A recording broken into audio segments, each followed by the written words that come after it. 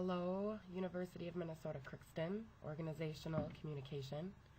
This is Randy Erickson presenting her at-work issue in regards to diversity. The paper is entitled Diversity in the Workplace. It is estimated that by 2055 there will be no single ethnic or racial majority in America. This statistic, if proven true, will dramatically change the landscape of the American organization as we know it. Historically, organizations have been dominated by a white, heterosexual male, oftentimes marginalizing minority groups of gender, ethnicity, and race. Integration of minorities into the workplace has proven to be frustrating. The majority, white men, has taken measures to postpone what is now looking like the inevitable, an organization that may finally be an even playing field. Originally, I was attracted to this topic for obvious reasons. I am a woman. I thought this would be a qualifying factor for writing a paper on diversity in the workplace. However, due to my lack of experience with organizational life and culture, I liken this assignment to that of one that asked me to share my experience and exhibit my knowledge of being a man. Seeing as I have been a woman my whole life, that request is next to impossible to fulfill. After much research on diversity and organizational communication, I still am left with a lot of questions, primarily why, but hope to effectively relate my findings to organizational communication as a discipline and help you, the reader, feel better prepared for our future work environment. Relying on statistics related to American demographic trends, I apply a variety of communication theories to three specific groups: millennials, women, and white heterosexual men. I apply common sense implications that these groups will likely experience with the lack of majority in organizations, altering traditional organizational culture and norms. Millennials are the most racially diverse generation in American history. 43% of millennial adults are non-white, the highest share of any generation. Knowing that the millennial generation is also the largest in population since the baby boomers, they will likely make up a large portion of the American workforce, calling for necessary changes and adaptations. Queer theory may be the best suited to help organizations understand this new organizational landscape as it relates to the ways in which organizational members conform to and/or resist various organizational norms, an example being professionalism, rather than in relation to social identity categories, an example being sexual preference.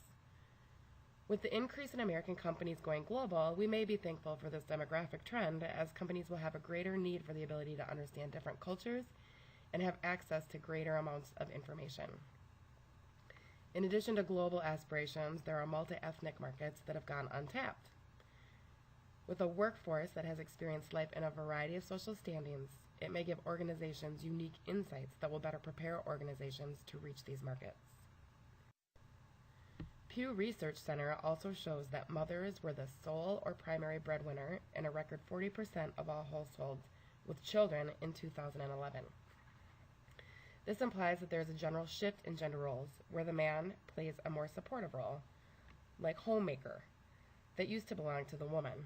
Queer theory could also help provide a working knowledge of revised gender roles in society and the workplace, with an anti-categorical approach, that rather than foreground categories of identity related to social identities, such as gender, race, research studies foreground the different ways in which people experience, enact, and resist normative organizing practices such as management and leadership. This statistic of mothers as breadwinners could also lead us to believe that the children's understanding of what it means to be a woman or a man will alter future interpretations and will be carried over into the workplace and society in general.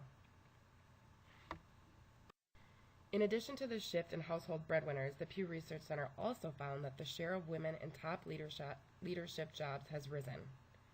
Although the Pew Research Center did not say whether these women identified as non-white or LGBTQ. The theory of intersectionality argues that experiences of one social identity, such as gender, are mediated by other social identities, such as race. They argue that gender, race, and class are experienced simultaneously and relevant to all interactions because our accomplishments of difference are interpreted through prevailing norms of the sex race, and class categories that we are attributed. When looking at diversity this way, any study based on a single category or variable, like just women, ultimately negates the whole picture or system, like a non-white lesbian woman. Contributions to an organization from a woman versus a non-white lesbian woman could differ greatly and have dramatically different results on both organizational culture and norms. Studies do show that differences in the representation of women at the top altered the perceptions of lower-level women about the likelihood of advancement, perhaps increasing both the commitment felt for the organization and willingness to share information.